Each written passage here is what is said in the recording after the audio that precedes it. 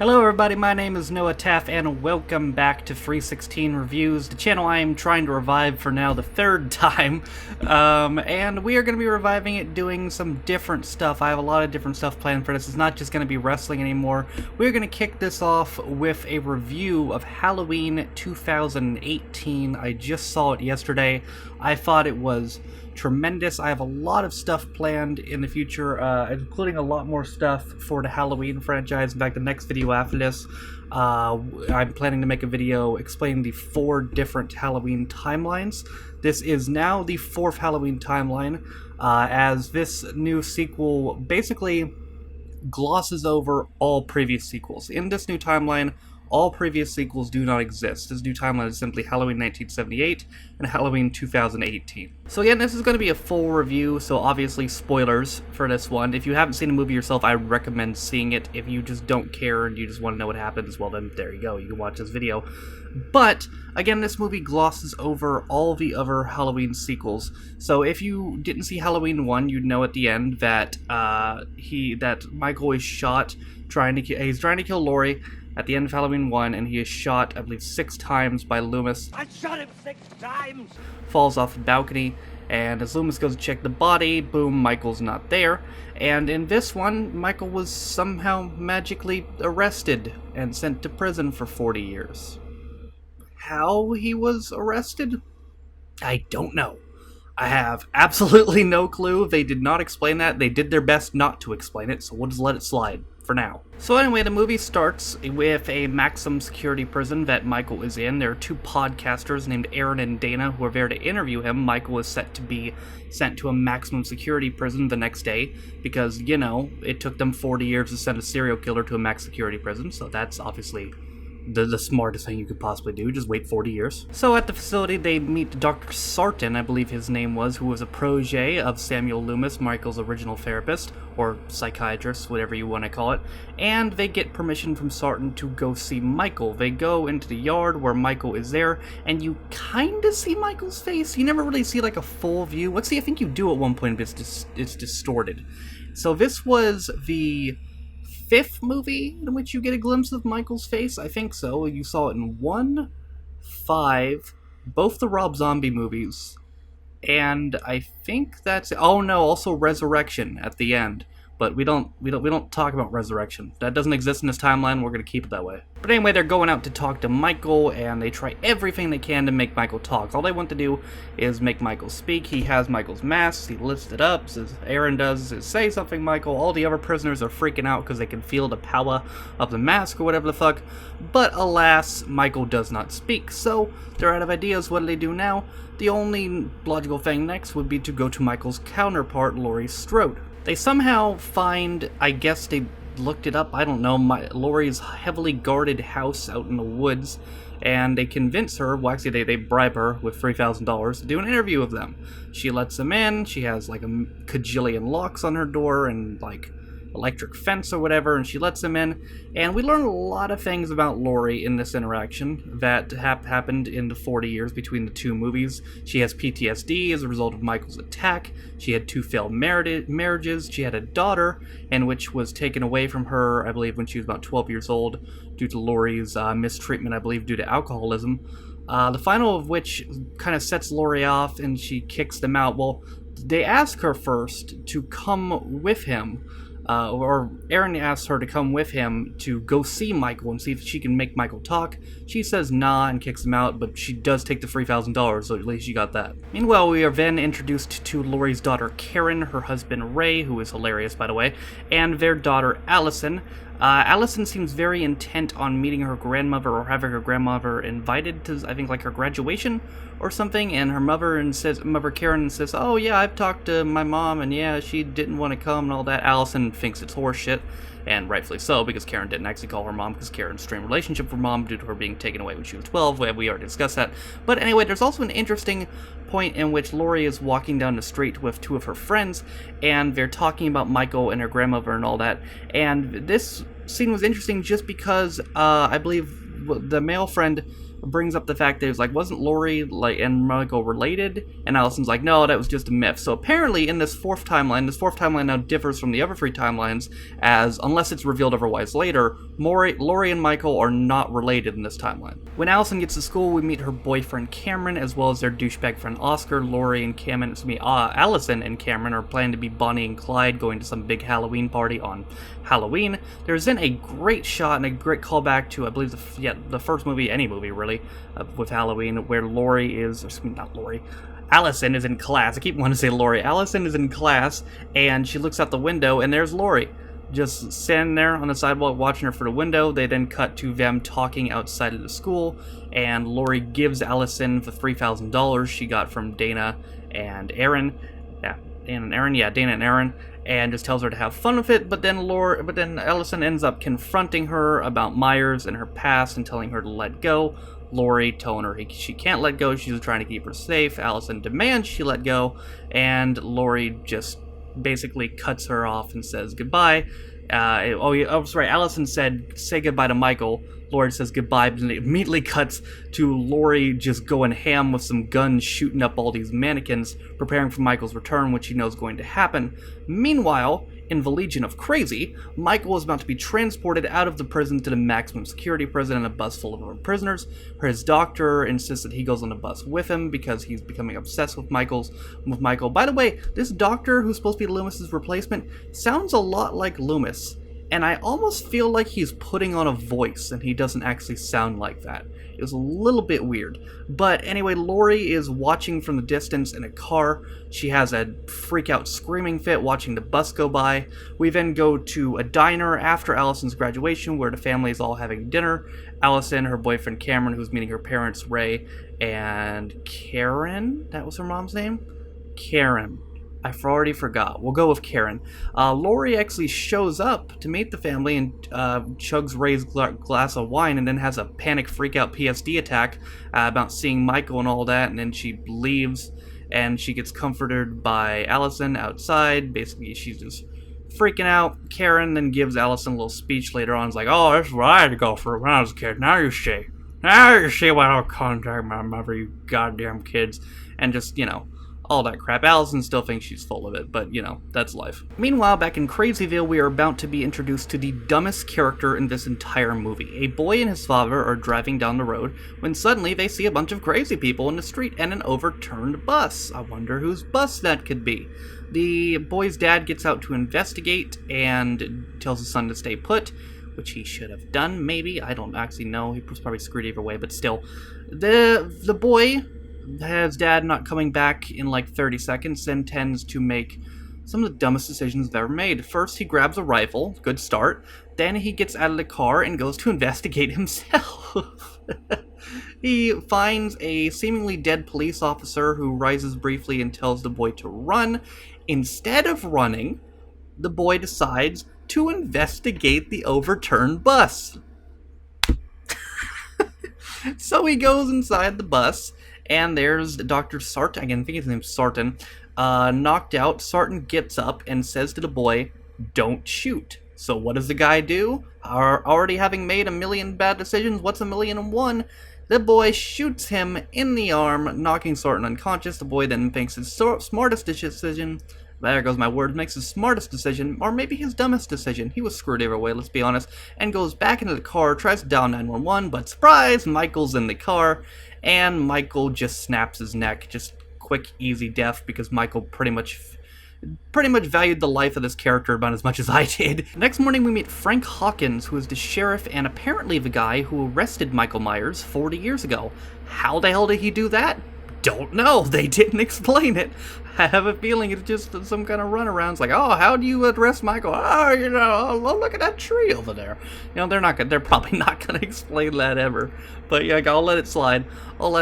And he reveals to a deputy or whatever that, oh, Michael got out. Michael's gonna go back to Haddonfield and rage again, because duh, that's what always happens. Meanwhile, at a gas station, our favorite podcasters Dana and Aaron are looking to get gas or whatever. Dana goes to use the restroom, but little does she know that Michael's already there. Michael stalks her in the restroom and stands outside of her stall. Meanwhile, Aaron is going to get like a pack of cigarettes or whatever, and the Guy working the counter has already been killed by Michael. He looks in the garage, and some kind of mechanic or whatever has also been killed by Michael. Meanwhile, in the bathroom, Michael reaches over the top of Dana's stall and drops teeth down there that he took from either the mechanic or the gas station worker, either or. Dana tries to escape, but Michael grabs her. Aaron then bursts in, recognizes Michael, and tries to fight him because he's smart. And Aaron gets just his head just smashed into the wall just multiple times, which I guess killed him. The last scene we saw of him, I don't think he was dead, but I guess he just bled out from head trauma. Meanwhile, he picks up Dana and just chokes her to death.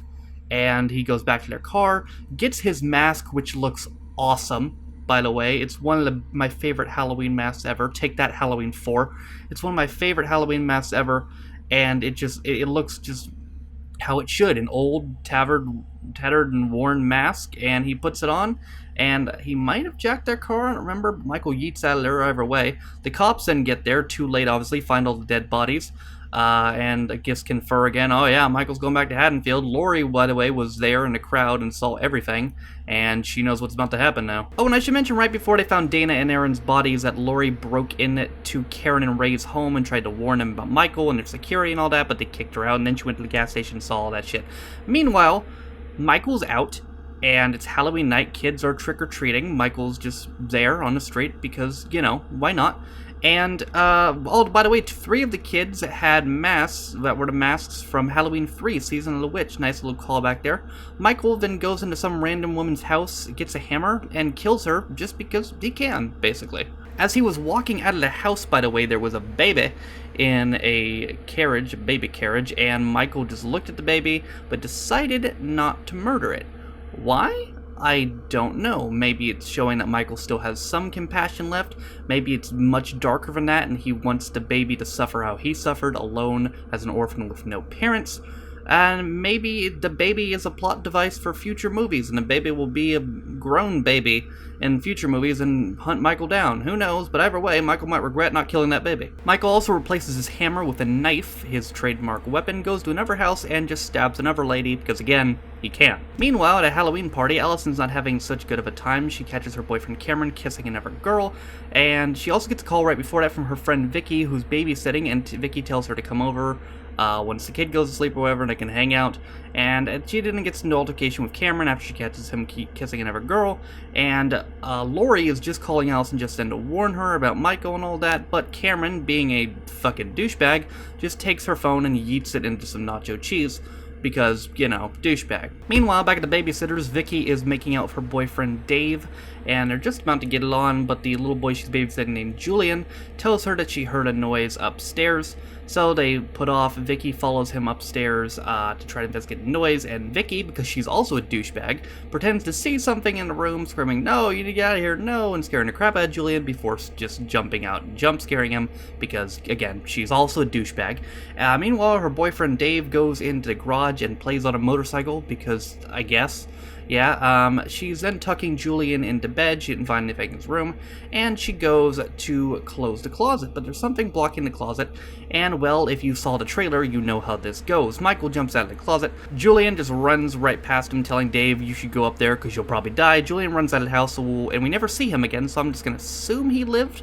We'll assume he lived, because he got out of there. Good for you, Julian. No dead kids in this movie.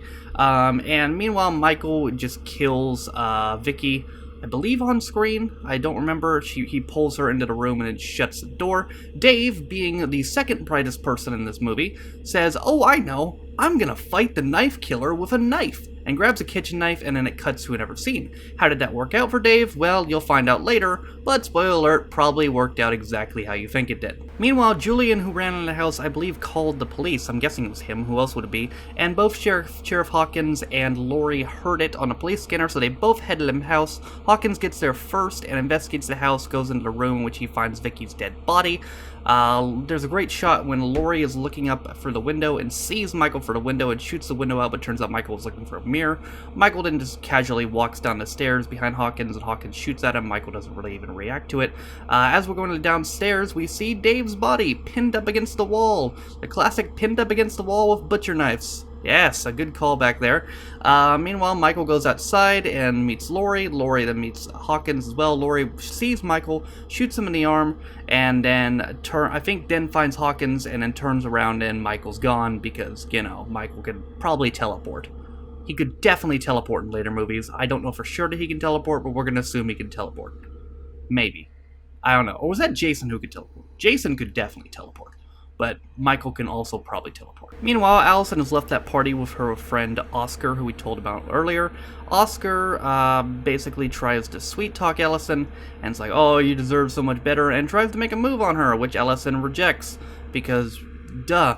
And then Oscar's like, oh, I'm drunk, I'm sorry, and all that. Allison leaves, and Oscar is in the middle of some guy's yard, and he sees Michael, and he thinks Michael's the neighbor. So he doesn't do much of it. Michael continues to advance on him. Michael eventually attacks Oscar and stabs him until he screams very loudly. Allison, hearing the screams, runs back and finds Oscar impaled on a fence. Michael then comes back out from behind the fence, and Allison just screams her fucking head off and runs, running to houses, trying to get their attention. Eventually she finds one and gets their attention, and then they call the police.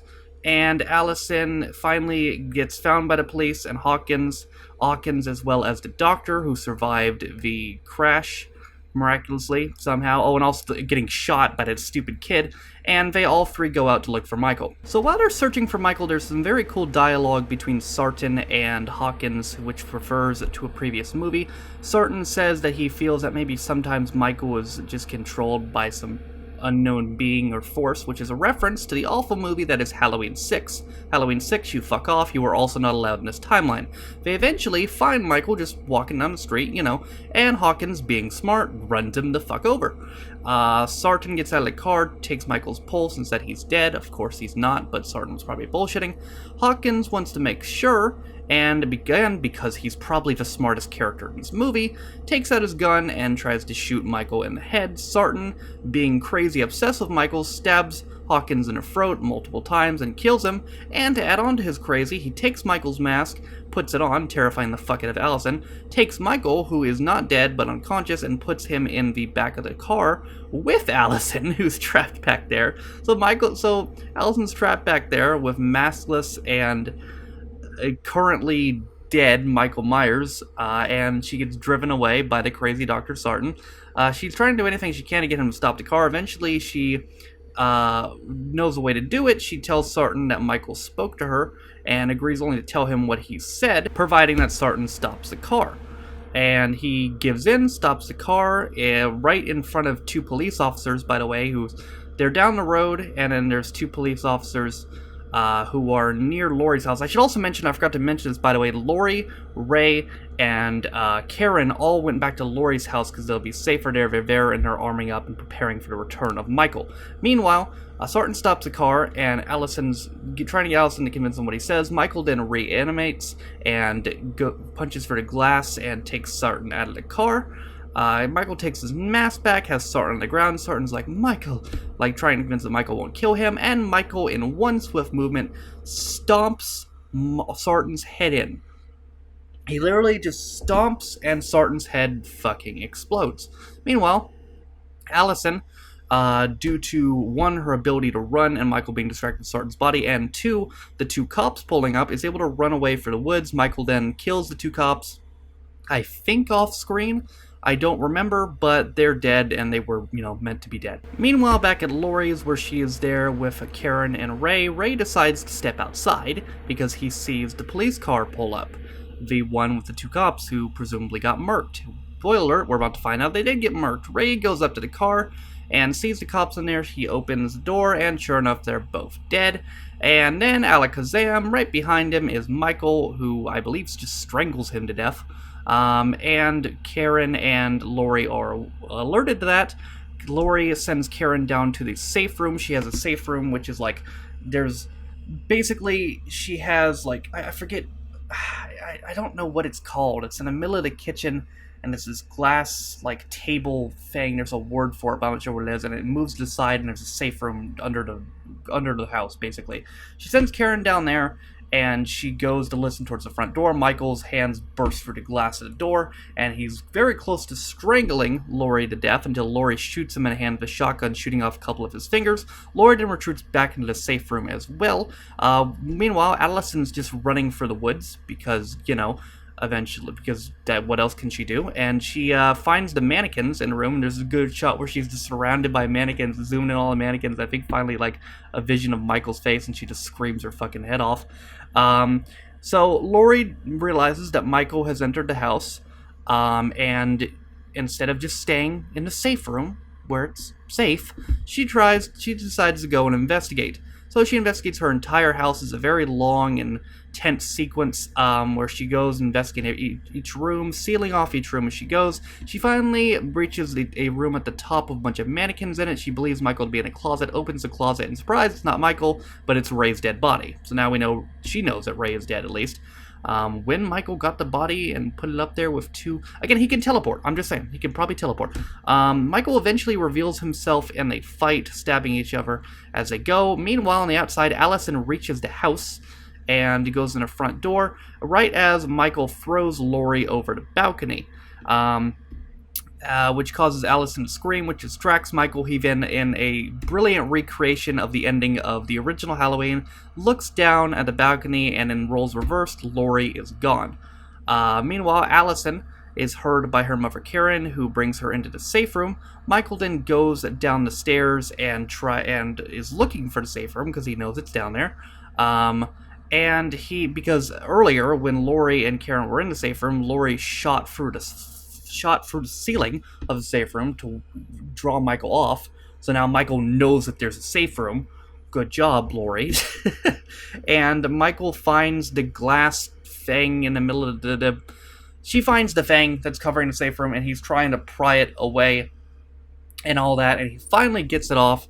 And Karen is freaking out and yelling, "I'm sorry, Mom, I can't do it," and Michael's coming towards her. But turns out she psyched him out, and she shoots him in the shoulder, which was an incredible moment by her. She really was her mother's daughter in that moment. Meanwhile, Laurie emerges literally from the shadows and kicks Michael down, or stabs Michael, whatever. She does something to Michael. She kicks him down into the safe room where her daughter and her granddaughter is. Allison gets out first, and Karen's just about to escape, but Michael has already regained consciousness and grabs her leg. Allison, however, grabs Michael's knife and stabs Michael in the hand, causing him to retreat back after they're all safe. Laurie flips a switch and blocks the exit to the safe room with some metal bars. She then turns on all the gas in the house, takes a flare I think it was, throws it down, and engulfs the whole thing, with Michael inside, in flames. The three girls then leave the house, and yes, this is different from a lot of Halloween or just slasher flicks in general, because usually slasher flicks follow the trope of final girl, which basically means just one girl who survives the end of the movie. But in this case, there were three final girls. They all made it out. As they're racing into the street, Laurie's whole house is going in flames, and they find a truck driver who agrees to help them. They ride away in the bed of the truck, all holding hands. Meanwhile, the house burnt down, and that's it, right? Michael's dead, everybody's happy, cool, good guys won, but wait. This is Halloween, and Michael Myers is immortal, and it's not really a post-credit scene, it's more of an end-of-credit scene. At the very end of the credits in a movie, they play audio of Michael clearly breathing, indicating, yes, he's alive.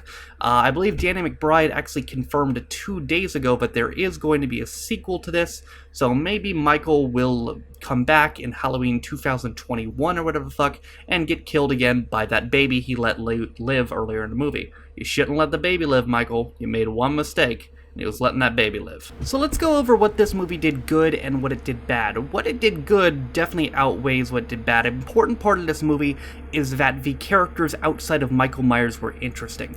A big part of why the Friday the 13th and the Nightmare on Elm Street remakes in 2009, 2010 respectively, I feel were overall failures, is because the main characters in those movies were not interesting. You know, there was nothing much about them to make me care about them. But in this movie, a lot of the characters were interesting. Laurie was extremely interesting. Ray was interesting. The doctor was somewhat interesting. The sheriff was somewhat interesting. Excuse me. Allison was very interesting.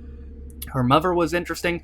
I think this movie did character development really well, just showing how crazy Laurie went.